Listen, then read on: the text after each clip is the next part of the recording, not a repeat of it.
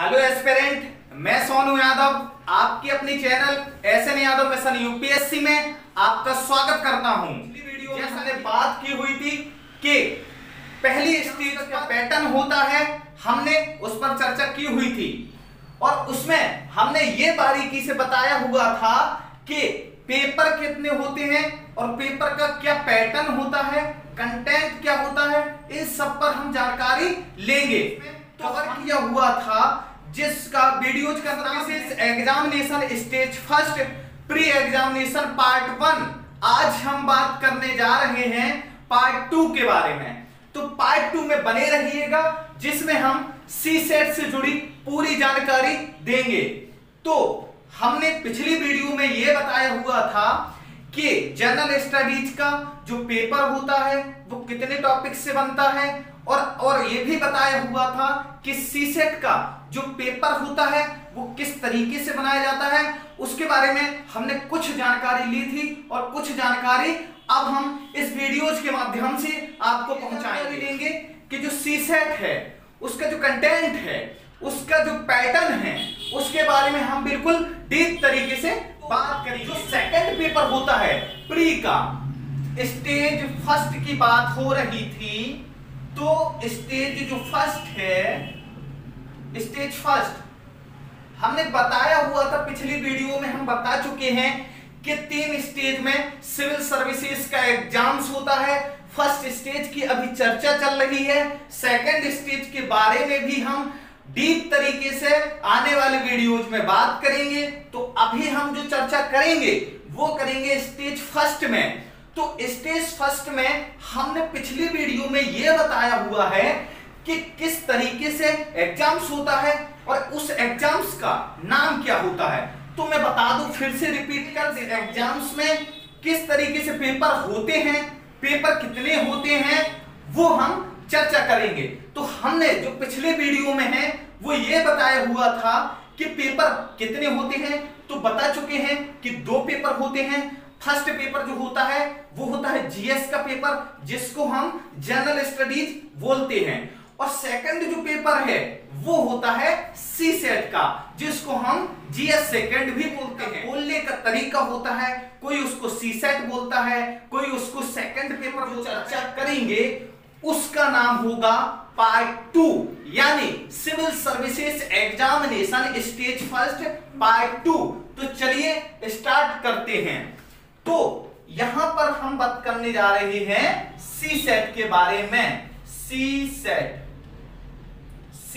जो है इसको प्री का सेकंड पेपर भी बोलते हैं, यानी कि हम यहां लिख देते हैं जिससे कोई डाउट्स ना रहे, सेकंड पेपर।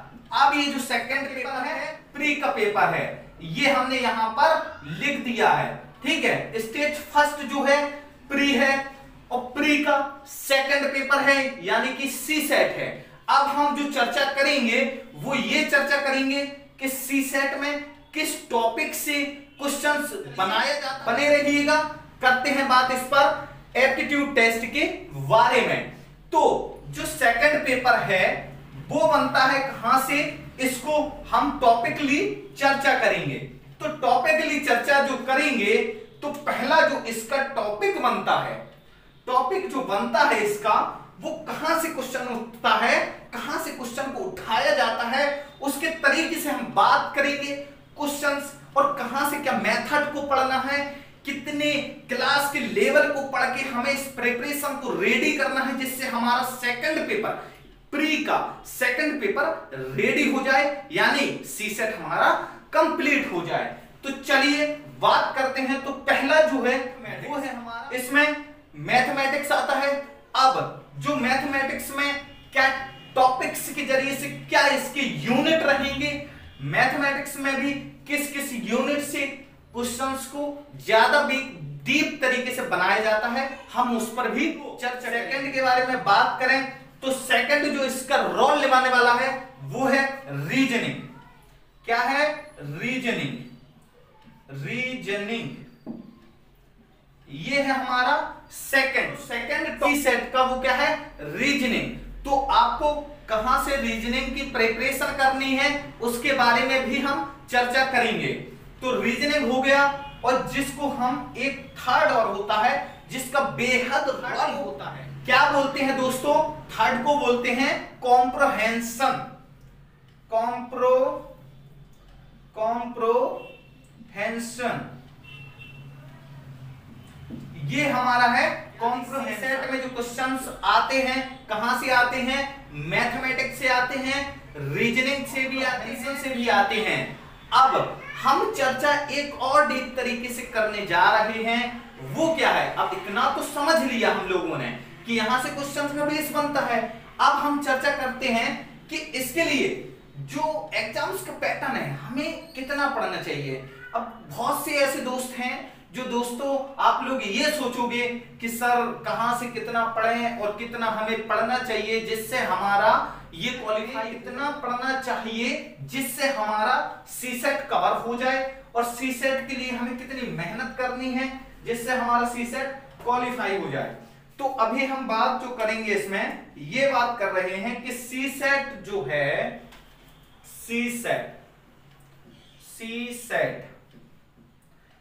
सीसेट ठीक है।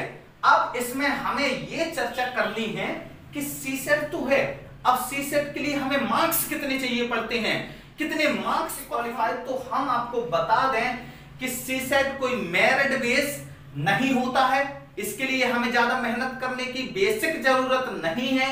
सिर्फ हमारा इतना एक कंटेंट होना चाहिए कि हम इतना प्रिपेयर हो जाएं जिससे हमारा ये क्वालिफाई हो जाए। अब इसको क्वालिफाई करने से पता क्या बेनिफिट्स होता है?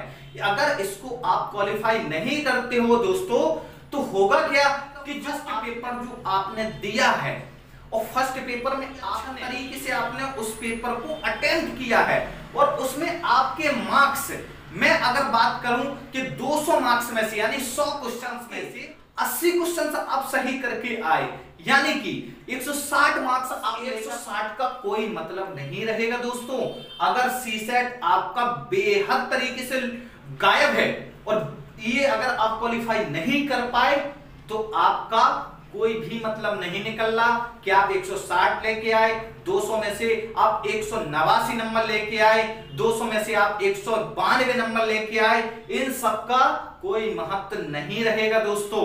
तो आपको इस पर बेहद तौर से फोकस करना ही पड़ेगा।